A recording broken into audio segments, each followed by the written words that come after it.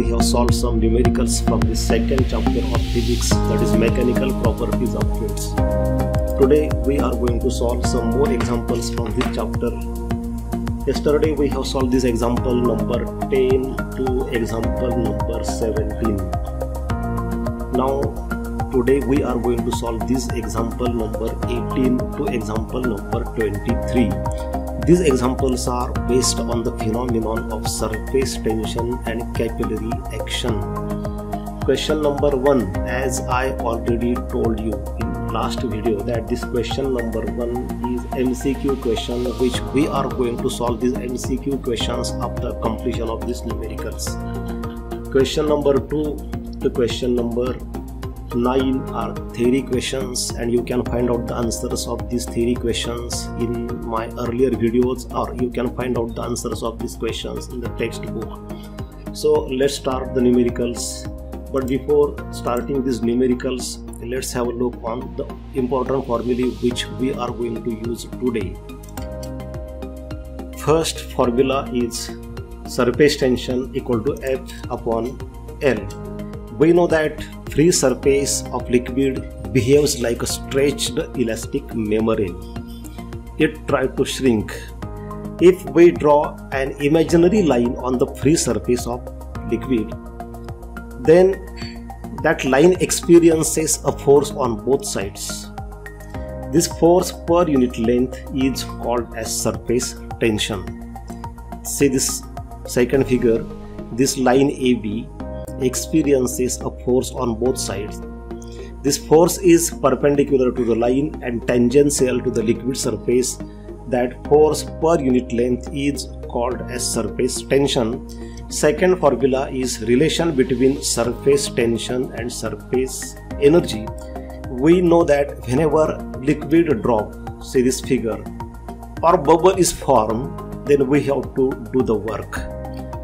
That work is converted into potential energy and stored in the surface of that drop or that bubble. That surface energy per unit area is equal to surface tension.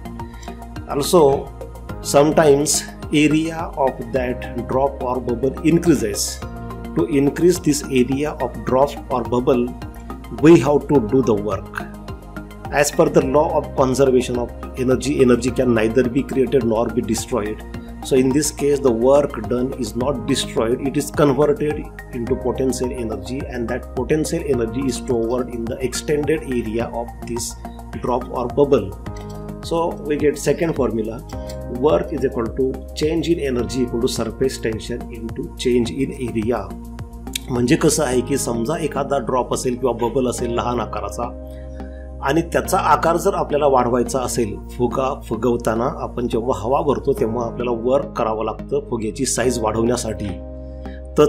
तसंच या ठिकाणी सुद्धा जर या ड्रॉपची किंवा बबलची size वाढवली तर आपल्याला वर्क करावं लागतं.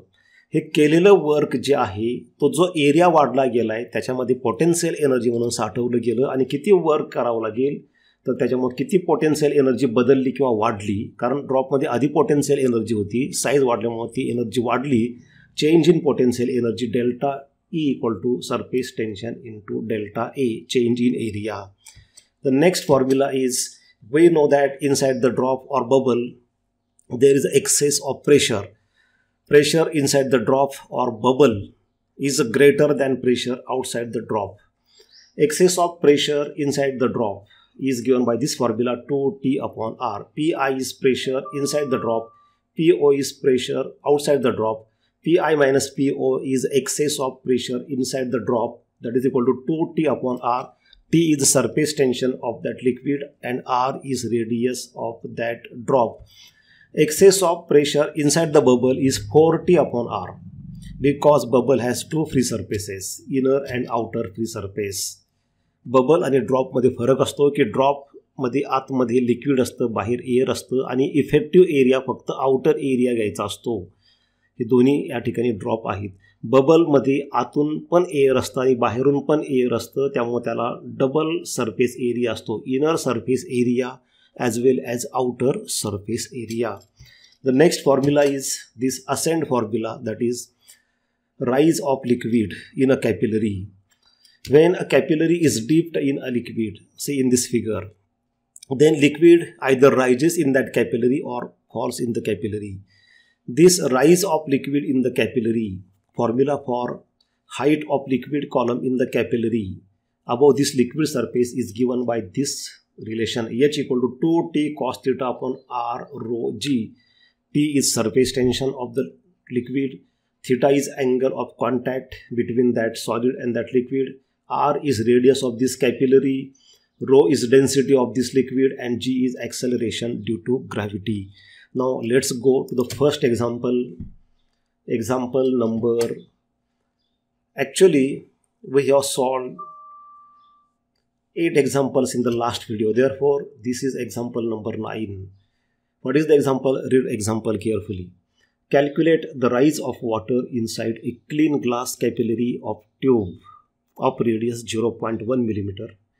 When immersed in water of surface tension 7 into 10 raised to minus 2 Newton per meter, the angle of contact between water and glass is 0, density of water is 1000 kg per meter cube, and acceleration due to gravity G is 9.8 meter per second square. So this is example. So first of all, write down the given data. Given quantities are radius of capillary is 0.1 millimeter, but we will have to convert that in meter. That will be 1 into 10 raised to minus 4 meter. We have adjusted this point at the same time we have converted that millimeter in meter. It is necessary because while solving any example, all given quantities should be in one system of units. Here surface tension is given in SI unit, that is Newton per meter. So radius should be converted in meter, that is SI unit. Surface tension is 7 into 10 raised to minus 2 meter, that is also given in the example. Third quantity is angle of contact, which is 0 degree. Next quantity is density of water. It is given here 1000 kg per meter cube. We can write it as 10 raised to 3 kg per meter cube. Acceleration due to gravity is also given 9.8 meter per second square. We have to find out height H. Formula for height is H equal to 2T cos theta upon R rho G. This is easy example, straightforward example. All quantities are given. Substitute the values. Formula carries half mark. Now put all values in this formula. To surface tension T is 7 into 10 raised to minus 2 into cos 0, theta is 0. Then R, that is 10 raised to minus 4. Rho density, that is 10 raised to 3, and G is 9.8. We know cos 0 is equal to 1. विद्यार्थी मित्रांनो, sine cosine tan याच्यामधल्या काही values ह्या तुमच्या नेहमी पाठ असल्या पाहिजे. Sign 0ची value 0 असते, कॉस 0ची व्हॅल्यू 1 असते, साइन 90ची व्हॅल्यू 1 असते, कॉस 90ची व्हॅल्यू 0 असते. काही अँगल्स आहेत, साइन 45, कॉस 45, टॅन 45. ह्या काही व्हॅल्यूज आपल्या नेहमी पाठ असल्या पाहिजे. प्रत्येक वेळी लॉग टेबलमध्ये बघायची गरज पडली नाही पाहिजे. Therefore the next step will be like this. Solve this step. After that we will get this step. From that we get this next step, 14 upon 98, that is equal to 1 by 7. Now find out the reciprocal of 7 in log table. log table मध्ये तुम्हाला calculator allowed नसतं, log टेबलच तुम्हाला वापरावं लागेल. बघा तुम्हाला log टेबलमध्ये कसं बघायचं पहा. रेसिप्रोकलचं पेज असतं इथं, त्याच्यामध्ये आपल्याला 7चं रेसिप्रोकल बघायचं म्हणजे तेव्हा 7.0 दिसतं. त्याच्यापुढे 0मध्ये ही व्हॅल्यू तुम्हाला दिसते. तर हे जे काय येईल ते आपलं आन्सर असेल. ते आता इथं लिहा 1/7च्या जागी, आणि मग आपल्याला हे उत्तर मिळतं 0.1429 metre. This is answer of first example.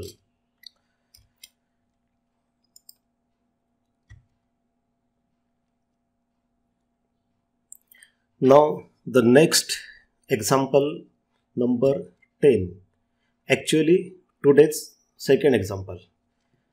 An air bubble of radius 0.2 millimeter is situated just below the water surface. Calculate the gauge pressure. Surface tension of water is 7.2 into 10 raised to minus 2 Newton per meter. Very simple example. What are given quantities? Radius of bubble 0.2 millimeter, but that is in millimeter. and this surface tension is in Newton per meter, SI unit. So convert this radius in meter, that will be 0.2 into 10 raised to minus 3 meter. When we convert millimeter in meter, always remember we have to multiply by 10 raised to minus 3. But we will adjust that point. So we will get 2 into 10 raised to minus 4 meter. We have to find out excess pressure. Surface tension is given, that is 7.2 into 10 raised to minus 2 Newton per meter. So excess of pressure is given by this formula, equal to 2T upon R. Excess of प्रेशरचा formula या ठिकाणी वापरायचा आहे 2T upon R. विद्यार्थी मित्रांनो, आता तुम्ही असं म्हणाल की इथं एअर बबल म्हटलं आहे आणि स्टार्टिंगला तर आपण असं पाहिलं आहे की एअर बबलमध्ये एक्सेस ऑफ प्रेशरचा फॉर्म्युला असतो 4T अपॉन R. मग आपण इथं 2T अपॉन R हा फॉर्म्युला का वापरतो आहे? तर याचं कारण असं आहे, 4T अपॉन R हा फॉर्म्युला कधी वापरायचा? जर ते बबल एअरमध्ये असेल तर. जेव्हा ते बबल एअरमध्ये असेल तेव्हा आतमध्ये पण एअर, बाहेर पण एअर, डबल एरिया, तिथं 4T अपॉन R घ्यायचं. इथं काय म्हटलं आहे? Air bubble of radius 0.2 millimetre is situated just below the water surface. Air bubble आहे, परंतु तो एअरमध्ये बाहेर नाही, तो लिक्विडमध्ये वॉटरमध्ये आहे. त्याच्यामुळं फक्त बबलच्या आतमध्ये हवा आहे, बाहेर बबलच्या बाहेर लिक्विड म्हणजे वॉटर आहे. त्यामुळे एकच फ्री सरफेस आहे, म्हणून आपण हा फॉर्म्युला घेतला आहे. आता सगळ्या क्वांटिटीज माहीत आहेत. एकदम सोपं सिंपल एक्झाम्पल आहे. असे एक्झाम्पल्स 2 मार्काचे असतात. सरफेस टेन्शन दिलेलं आहे, ती व्हॅल्यू ठेवा. रेडियस दिली 2 into 10 raised to minus 4, ते ठेवा आणि मग आपल्याला उत्तर मिळेल. फॉर्म्युला लिहिला की त्याला अर्धा मार्क मिळतो आपल्याला. व्हॅल्यूज सबस्टिट्यूट केल्या, ह्या स्टेप तुम्ही लिहिल्या. समजा तुम्ही परीक्षेमध्ये ह्या 2च स्टेप लिहू शकलात. परीक्षेत वेळ कमी पडल्यामुळे तुम्ही पुढच्या स्टेप्स लिहू शकला नाहीत, तर तुम्हाला या 2 स्टेपचे मिळून 1 मार्क मिळेल. फॉर्म्युला लिहिला, पहिली स्टेप अर्धा मार्क, त्यामध्ये व्हॅल्यूज सबस्टिट्यूट केल्यात, त्याचा अर्धा मार्क. आता कॅल्क्युलेशन्स फक्त करायचे आहेत. काय होईल पहा, याच्यामध्ये 2 कॅन्सल झालं, 10 raised to minus 4 वर गेलं, +4 -2 +4 म्हणजे 10 raised to 2. हे आपल्याला उत्तर मिळालं. आजचे एक्झाम्पल्स अत्यंत सोपे आहेत विद्यार्थी मित्रांनो, पण तुम्ही प्रॅक्टिस करणं गरजेचे आहे. Read the example carefully. 27 droplets of water, each of radius 0.1 millimeter, coalesce into a single drop. Find the change in surface energy. Surface tension of water is 0.072 Newton per meter. विद्यार्थी मित्रांनो, example असं आहे, 27 droplets of water, पाण्याचे 27 droplets, छोटे छोटे droplets म्हणजे पाण्याचे छोटे छोटे थेंब 27. प्रत्येकाची रेडियस आहे 0.1 मिलीमीटर. कोअलिस मीन्स कंबाईन, एकत्र येतात. And form a single drop, त्याचा एक सिंगल ड्रॉप तयार होतो. Find the change in surface energy. Surface tension of water is 0.072 newton per metre. काय होतं विद्यार्थी मित्रांनो, की जेव्हा छोटे छोटे 27 ड्रॉपलेट्स एकत्र येतात तेव्हा त्याचा एकच ड्रॉप तयार होतो. तेव्हा त्या ड्रॉपचा एरिया कमी होतो, व्हॉल्यूम तेवढंच राहतं.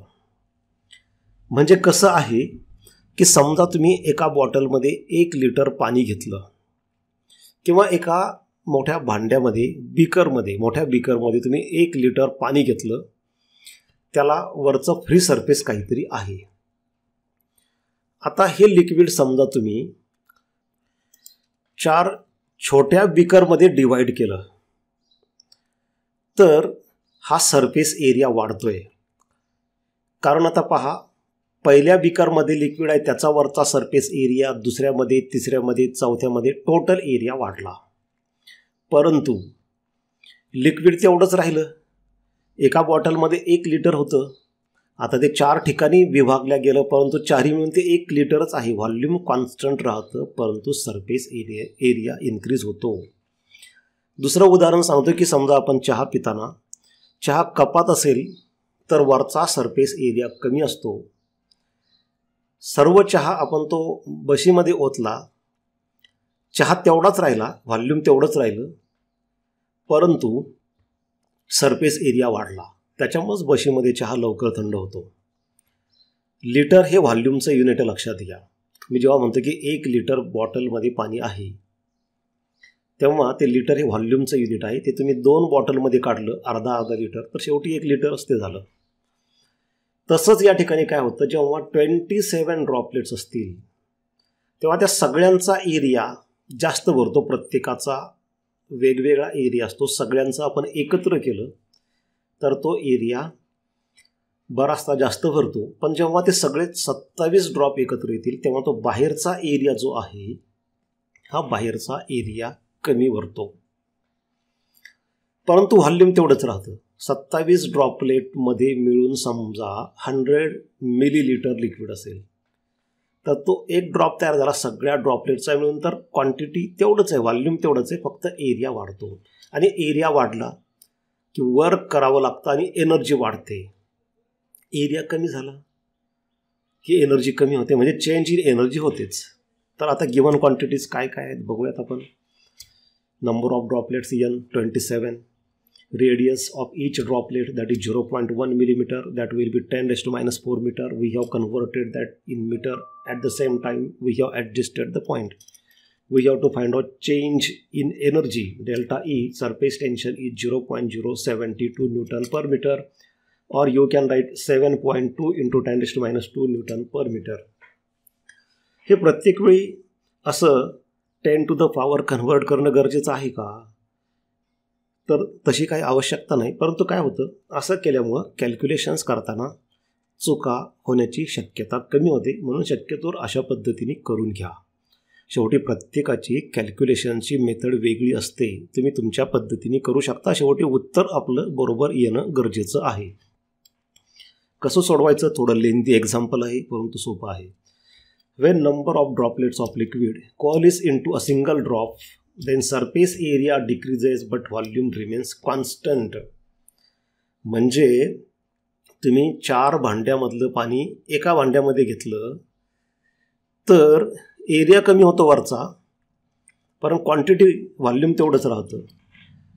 आता इथं काय होतं, जेव्हा 27 ड्रॉपलेट्स एकत्र येतात तेव्हा एरिया कमी होतो, म्हणजे एरिया चेंज होतो. एरिया चेंज झालं की वर्क करावं लागतं. That work is equal to surface tension into change in area. त्यामुळे आपल्याला ही पुढची स्टेप मिळते. Change in energy equal to surface tension into change in area, A1 minus A2. आता प्रश्न असा निर्माण होतो की A1 मायनस A2 घ्यायचं की A2 मायनस A1 घ्यायचं. तर जे जास्त असेल ते आधी घ्यायचं. इथं कसं A1 जास्त आहे, कारण 27 ड्रॉपलेट्स अगोदर होते आणि सगळ्या 27 ड्रॉपलेट्सचा मिळून एरिया A1 तो जास्त आहे. एकत्र आल्यानंतर एकच ड्रॉप तयार होतो, त्याचा एरिया A2. ते एकत्र आल्यानंतर एरिया कमी होतो, त्यामुळं नंतरचा एरिया कमी आहे. काही एक्झाम्पलमध्ये असंही आहे की आधी ड्रॉप असतो आणि मग त्याचे ड्रॉपलेट्स तयार होतात, म्हणजे नंतरचा एरिया वाढतो. त्यामुळे A2 मायनस A1 घ्यायचं असतं काही एक्झाम्पलमध्ये. त्याच्यानंतर पुढची स्टेप आपल्याला अशी मिळेल, इथं delta E equal to T into bracket N into 4πr² minus 4π R². ही कशी स्टेप आली आता, तर 4πr² हा एका ड्रॉपलेटचा एरिया आहे. ड्रॉपलेट स्पेरिकल असतात, नेहमी लक्षात घ्या सरफेस टेन्शनमुळं. आता असे N ड्रॉपलेट्स आहेत म्हणून N ने मल्टिप्लाय केलं, म्हणजे टोटल जे N ड्रॉपलेट्स आहेत, N म्हणजे या ठिकाणी 27 आहे, त्या सगळ्या 27 ड्रॉपलेटचा एरिया N ने मल्टिप्लाय केल्यामुळं आपल्याला मिळाला. 4πr² म्हणजे फक्त एका ड्रॉपलेटचा, त्याला N ने मल्टिप्लाय केलं म्हणजे 27 आहे ती, तर सगळ्या 27 ड्रॉपलेटचा एरिया आपल्याला इथं मिळेल minus 4πR². Capital R is radius of drop. Suppose small r is given, radius of droplet is given, but radius of that bigger drop is not given. Let that radius is r. As the drop is single, therefore area of that single drop will be 4 pi r square. But droplets are n, so we have multiplied 4 pi r square by n. From that we get this next step, 4 pi is taken common. Suppose this is equation number 1. Now the problem is that surface tension is known, 7.2 into 10 raised to minus 2. Pi is constant, n 27, that is also known. ते सुद्धा आपल्याला दिलेलं आहे. Small r is given but capital R is not given. त्यामुळे delta E कसं काढणार, कारण ह्या राईट हँड साईडच्या सगळ्या क्वांटिटीज माहीत असल्याशिवाय हे काढता येत नाही. म्हणून मग आता आपण इथं जे लिहिलं आहे त्याचा वापर करू. When drop is divided into number of droplets or number of droplets combined to form a single drop, area of surface changes but volume remains constant. Therefore, volume of one drop is equal to volume of n droplet. Now, volume of spherical drop 4 by 3 pi r cube, because drop is spherical, and volume of n droplet will be n into, as there are n droplets, n into volume of one single droplet 4 by 3 pi r cube. Now cancel the common terms. From that we get, as 4 by 3 pi is cancelled, from that we get r cube equal to n small r cube. Now n is 27. Take cube root of both sides. Cube root of 27 is 3. Now keep this value of capital R in this equation number 1. Now we can solve that example. ही capital R ची value आपण equation 1 मध्ये ठेवूयात. काय मिळतं आपल्याला बघा. आता ते इक्वेशन्स परत एकदा इथं आपण पुढे घेतलेत. पहिलं इक्वेशन असं आहे, इक्वेशन 1, आणि कॅपिटल आर ची व्हॅल्यू आपल्याला मिळाली 3r. यामध्ये आता ही कॅपिटल आर ची व्हॅल्यू ठेवा. आता ही स्टेप आपल्याला मिळते. याच्यामध्ये सगळ्या व्हॅल्यूज दिलेल्या आहेत. आता गिवन डेटा आपण तो आता त्या व्हॅल्यूज इथं ठेवूयात सगळ्या. हे कॅल्क्युलेशन्स करा फक्त. याच्यामध्ये आपण काय केलं, कॅपिटल आर ची व्हॅल्यू 3r ठेवली. त्या 3rचा स्क्वेअर झाला 9r स्क्वेअर. हे n r स्क्वेअर जसं आहे तसं नंतरच्या स्टेपमध्ये त्या n ची व्हॅल्यू आपण ठेवली 27, आणि त्याच्यावर आपल्याला हे आपण काय केलं, हे स्मॉल r स्क्वेअर कॉमन घेतलं इथं. ब्रॅकेटमध्ये फक्त n म्हणजे 27 आणि 9 राहिलं. 27 मायनस 9 म्हणजे 18. त्याच्यावर आपल्याला पुढची स्टेप मिळेल. आपण काय केलं आहे, फक्त इथं 18 into 4 72 केलं. पाय r स्क्वेअर अजून जसं आहे तसंच. अजून आपण टी आणि आर स्क्वेअरची व्हॅल्यू ठेवली नाही. आता त्या व्हॅल्यूज आपण ठेवल्या. टीची व्हॅल्यू दिलेली आहे 7.2 into 10 raised to minus 2. पायची value ठेवली आपण 3.14. आरची स्मॉल आरची व्हॅल्यू होती 10 raised to minus 4. त्याचा स्क्वेअर म्हणजे ते 10 raised to minus 8 होईल. 10 raised to minus 8 आणि हे -2 म्हणजे 10 raised to minus 6 राहील. आता या तिघांचं मल्टिप्लिकेशन घ्या, ते एवढं येतं. आता हा पॉईंट ॲडजस्ट करा, आणि मग आपल्याला शेवटी आता आपण काय केलं आहे, हा 3 डिव्हिजन लेफ्टला सरकवला. म्हणून याला 10 raised to plus 3 ने मल्टिप्लाय करावं लागेल. 10 raised to minus 6 आणि 10 raised to plus 3 म्हणजे 10 raised to minus 3 जूल. कारण सगळ्या क्वांटिटीज आपण SI युनिटमध्ये घेतलेल्या होत्या, त्यामुळे आन्सरसुद्धा SI युनिटमध्ये मिळेल. That will B joule. तर अशा पद्धतीने हे एक्झाम्पल आपण सोडवलं. याच्यानंतरचं एक्झाम्पलसुद्धा काहीसं असंच आहे. बघा आता तेही समजावून घ्या. अ drop of mercury of radius 0.2 centimeter is broken into 8 droplets of same size. Find the work done if the surface tension of mercury is 435.5 dyne per centimeter. आधीच्या सारखंच, फक्त आधी काय होतं विद्यार्थी मित्रांनो, 27 ड्रॉपलेट्स होते आणि ते एकत्र येऊन एक ड्रॉप तयार झाला होता. इथं आधी एक ड्रॉप आहे आणि मग त्याचे 8 ड्रॉपलेट झाले, म्हणजे उलटं झालं. या ठिकाणी गिवन डेटा लिहू. सेम आपण तीच मेथड वापरायची आहे. आधीच्याच स्टेप्स आहे. गिवन क्वांटिटीज काय काय आहेत पहा. First of all, radius of drop is given, capital R 0.2 centimeter. Radius of droplet is not given. ड्रॉपलेटची रेडियस दिलेली नाही. मग आपल्याला ते मागच्यासारखंच volume of one drop equal to volume of n droplets, त्याचा वापर करून ते स्मॉल r काढावं लागेल. Number of droplets 8. We have to find out work done. तो जो एक ड्रॉप आहे त्याचे ड्रॉपलेट्स करायचे आहेत. तुम्ही एरिया वाढवणार आहात ड्रॉपलेट करून, त्यामुळे वर्क करावं लागेल तुम्हाला. ते वर्क पोटेन्शियल एनर्जीमध्ये साठवलं जाईल, तो भाग पुढचा झाला. पण जे काय वर्क करावं लागेल ते काढायचं आहे. सरफेस टेन्शन तुम्हाला दिलं 435.59 पर सेंटीमीटर. आता कसं आहे पहा, रेडियस सेंटीमीटरमध्ये, सरफेस टेन्शनसुद्धा हे CGS युनिटमध्ये, त्यामुळं दोन्ही CGSमध्ये आहे, त्यामुळं कन्वर्ट करायची आवश्यकता नाही. तुम्हाला वाटलं तर तुम्ही हे मीटरमध्ये घेऊ शकता, मग त्यावेळी तुम्हाला हे पण न्यूटन पर मीटरमध्ये कन्वर्ट करावं लागेल, त्याशिवाय तुम्हाला ते सोडवता येणार नाही. मग आता हे कसं सोडवायचं बघा. पहिल्यासारखंच, when a drop of mercury breaks into number of droplets surface area increases but volume remains same. Work done in this process is given by work done equal to surface tension into change in area. So we get surface tension into A2 minus A1. आधी A1 minus A2 घेतलं होतं, कारण आधी droplets होते आणि ड्रॉपलेटचा area जास्त असतो, नंतर ड्रॉप झाला होता. आधी काय आहे, ड्रॉप आहे, नंतर ड्रॉपलेट होणार आहे, म्हणजे नंतरचं म्हणजे A2, ड्रॉपलेटचा एरिया जास्त आहे म्हणून A2 minus A1 घेतलं. आता पुन्हा एका ड्रॉपलेटचा सरफेस एरिया, परत लक्षात घ्या ते स्फेरिकल आहे, स्फिअरचा एरिया असतो 4πr². हा एका ड्रॉपलेटचा झाला. हे स्मॉल आर आपल्याला दिलेलं नाही, अर्थातच ते आपल्याला काढायचं आहे. So this n into 4πr² will be area of this n droplets, means 8 droplets. 4πr² is area of that single drop.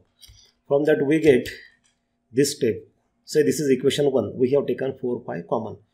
Now once again what happens, surface tension is given, number of droplets given, capital R given, but small r is not given. So we have to find out that. For that purpose we know volume of one drop equal to volume of n droplets. Volume of one drop is 4/3πr³. Volume of n droplet, n into 4/3πr³. 4/3π get cancelled. We get this next step. From that we get this next step, because n is 8. Take cube root of both sides. Generally काय होतं, अशा टाईपच्या एक्झाम्पलमध्ये तुम्हाला जी n ची value दिलेली असते ना, ती परफेक्ट क्यूबच दिलेली असते. ती याच्यासाठी की ज्याचं आपल्याला क्यूब रूट सहज काढता येतं. शक्यतो तुम्ही बघा न्यूमेरिकल्समध्ये अशा टाईपच्या n ची व्हॅल्यू 27 किंवा 125 किंवा 8 जे परफेक्ट क्यूब आहेत, ज्याचं क्यूब रूट काढता येतं, किंवा 64 असे दिलेले असते व्हॅल्यू. दोघांचं क्यूब रूट घ्या, आपल्याला हे मिळतं. आता आपल्याला काय केलेलं आहे, कॅपिटल आर दिलं आहे, स्मॉल आर नाही दिलेलं, म्हणून स्मॉल आरची व्हॅल्यू काढून घ्यायची. r/2 equal to 0.2/2 equal to 0.1 centimetre. आता दोन्ही व्हॅल्यूज आपल्याकडे आहेत, कॅपिटल आरची व्हॅल्यू आहे, स्मॉल आरची व्हॅल्यू आहे. इथं बघा इक्वेशन 1मध्ये ठेवू शकतो आपण. n ची व्हॅल्यू आहे, पाय माहीत असतं आपल्याला, टी माहिती दिलेलं आहे. या सगळ्या व्हॅल्यूज ठेवा. आता या सगळ्या व्हॅल्यूज ठेवल्यानंतर या इक्वेशनमध्ये, कोणतं हे इक्वेशन 1, त्याच्यामध्ये ही स्मॉल आरची व्हॅल्यू आणि अर्थातच आधीच्या दिलेल्या ह्या सगळ्या व्हॅल्यूज आपण ठेवल्यात. हे सोडवा. आता फक्त कॅल्क्युलेशनचा पार्ट आहे. 0.1चा स्क्वेअर 0.01, 0.2चा square 0.04, 8 into 0.01 that will be 0.08. हे सबट्रॅक्शन घ्या, ते एक 0.04. त्याच्यानंतर आपण काय केलं, फक्त हे 4 पॉईंट ॲडजस्ट केला, त्यामुळे इकडं 2 घर सरकवला. त्या दोघांचं मल्टिप्लिकेशन करा, हे आपल्याला मिळतं उत्तर अर्ग्समध्ये. कारण आपण पहा सगळ्या क्वांटिटी CGSमध्ये घेतलेल्या आहेत, त्यामुळे तुम्ही हे आन्सर CGSमध्ये काढलं तरी तुम्हाला पूर्ण मार्क्स मिळतात. परंतु समजा तुम्हाला वाटलं की हे SI युनिटमध्ये जूलमध्ये कन्वर्ट करायचं आहे, तर तुम्हाला माहीत आहे 1 अर्ग म्हणजे किती जूल असतं. 1 अर्ग म्हणजे किती जूल असतं विद्यार्थी मित्रांनो, तर ते असतं 10⁻⁷ जूल. जूलचं अर्गमध्ये करताना 10⁻+7 ने मल्टिप्लाय करायचं, अर्गचं जूलमध्ये करताना 10⁻⁷ ने, म्हणून याला 10⁻⁷ ने मल्टिप्लाय करा, पॉईंट ॲडजस्ट करा, तुम्हाला हे उत्तर मिळतं. 2 घर पॉईंट ॲडजस्ट केल्यामुळे इथं 2 ने चेंज झालं, 10⁻⁵ joule. So this was example number 12. Now the next example number 13. How much work is required to form a bubble of 2 cm radius from the soap solution having surface tension 0.07 Newton per meter? खूपच सोपं example आहे. काय काय quantities दिल्या आहेत. Radius 2 centimetre, 2 × 10⁻²मीटर. आपल्याला bubble तयार करायचं, म्हणजे बबल सुरुवातीला नव्हतंच, लिक्विड होतं, त्याच्यापासून बबल तयार करायचं आहे, तर वर्क करावं लागेल. जसं फोगा आहे, फोग्यामध्ये काहीच हवा नाही, तर तो फोगा फुगवायचा म्हटल्यावर त्यात हवा भरावं लागेल, वर्क करावं लागतं. तसं बबल तयार करायचं आहे, आधी बबल नव्हताच, तर मग किती वर्क करावं लागेल. तर surface tension into area, area काय साईजचा आहे त्याच्यावरती डिपेंड आहे. कमी एरिया असेल तर कमी वर्क करावं लागेल, जास्त एरिया असेल तर जास्त. फुगा जर कमी फुगवायचा असेल तर कमी वर्क, जास्त फुगवायचा असेल तर जास्त वर्क. काय दिलं आहे. Radius 2 × 10⁻² metre. Surface tension 0.07 N/m, म्हणजे 7 × 10⁻² मीटर तुम्हाला काढायचं आहे work. Very simple example, very easy example. Work equal to surface tension into area. दोघांचं फक्त प्रॉडक्ट करायचं आहे. सरफेस टेन्शन दिलं आहे, एरिया काय असतो 8πr². आता इथं मात्र एक लक्षात ठेवा, बबल किंवा ड्रॉप दोन्हीही स्पेरिकल असतात. स्पियरचा एरिया असतो 4πr².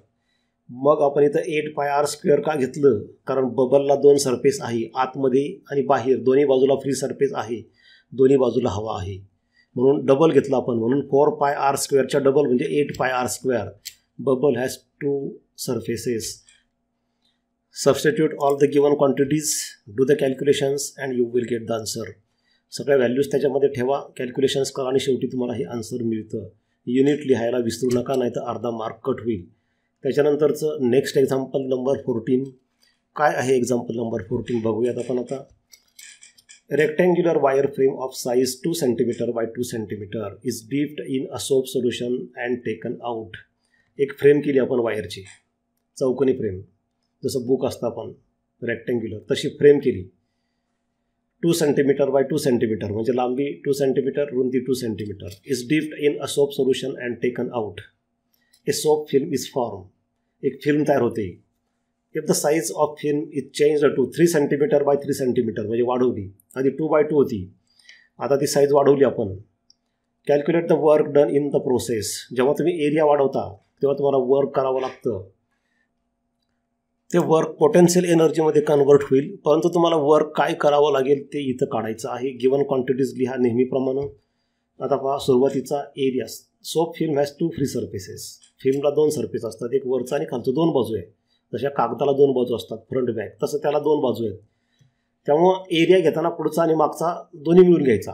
एरियाचा फॉर्म्युला असतो लेंथ इंटू ब्रेथ, म्हणून आपण इथं 2 पहिला एरिया. आधी जेव्हा तुम्ही ती साईज वाढवत नाही तेव्हा आधीचा एरिया A1 म्हणू आपण त्याला, 2 × 2/2, कारण 2/2 हा एरिया आहे, तो झाला एका साईडचा. अशा 2 साईड आहेत म्हणून त्याला 2ने मल्टिप्लाय केलं, म्हणजे झालं 2 × 2 × 2 that is equal to 8 cm². आता हे मीटर स्क्वेअरमध्ये करायचं आहे. सेंटीमीटर म्हणजे 10⁻² असतं, पण इथं सेंटीमीटर² आहे, म्हणून 10⁻²चा स्क्वेअर घ्यावा लागेल आणि 10⁻4 मीटर². हा झाला इनिशियल एरिया. याच्यामध्ये आपण फ्रंट बॅक दोन्ही एरिया घेतलेला आहे, हे लक्षात घ्या. नंतरचा एरिया A2 किती आहे, तर आपली नंतरची साईज आहे 3x3, पण त्याला परत दोन्ही साईड आहे फ्रंट बॅक, म्हणून 2 × 3 × 3 that is equal to 18 cm². Once again convert that in metre. 18 × 10⁻4 metre. विद्यार्थी मित्रांनो एक लक्षात घ्या, सेंटीमीटरचं मीटरमध्ये करताना 10⁻², पण सेंटीमीटर² असेल तर 10⁻²चा पण स्क्वेअर म्हणजे 10⁻4. सेंटीमीटर³ असेल तर 10⁻²³ म्हणजे 10⁻2�3. 2 × 3 10⁻6 होतं. सरफेस टेन्शन दिलं आहे 3 × 10⁻² Nm/m. वर्क काढायचं आहे, सिम्पल आहे. Work equal to surface tension into change in area. Change in area that is A2 - A1. जे जास्त असेल ते आधी घ्यायचं. A1 जास्त असतं तर A1 आधी घेतलं असतं, पण इथं A2 जास्त आहे कारण 3/3 नंतरचा एरिया वाढलेला आहे. व्हॅल्यूज ठेवा. सरफेस टेन्शनची व्हॅल्यू 3 × 10⁻². A2ची व्हॅल्यू ही आहे 18 × 10⁻4. A1ची व्हॅल्यू 8 × 10⁻4. 10⁻4 कॉमन घ्या. ही स्टेप मिळेल आपल्याला. यामध्ये 10⁻4, 10⁻2 आणि हे 10, कारण 18 - 8 म्हणजे 10 राहिलं. 10⁻4 कॉमन घेतलं. 10⁻2, 10⁻4 झालं -6 आणि हे 10⁻1. 10 म्हणजे 10⁻1 -6 + 1 म्हणजे 10⁻⁵. तर हे आपल्याला उत्तर मिळतं. याचं युनिट लिहायला विसरू नका. त्याचं युनिट येतं जूल, SI युनिट, कारण सगळ्या क्वांटिटीज SI युनिटमध्ये घेतलेल्या आहेत. तर अशा पद्धतीने विद्यार्थी मित्रांनो आपण या चॅप्टरचे न्यूमेरिकल्स सॉल्व केलेले आहेत, जेवढे बोर्ड बुकमध्ये दिले तेवढे. परंतु आपल्याला एवढे न्यूमेरिकल्स सफिशियंट नाही. त्यामुळं आपण यानंतरच्या पुढच्या व्हिडिओमध्ये आपण अजून काही न्यूमेरिकल्स सॉल्व करणार आहोत आणि MCQ सुद्धा सॉल्व करणार आहोत जास्तीत जास्त. थँक्यू.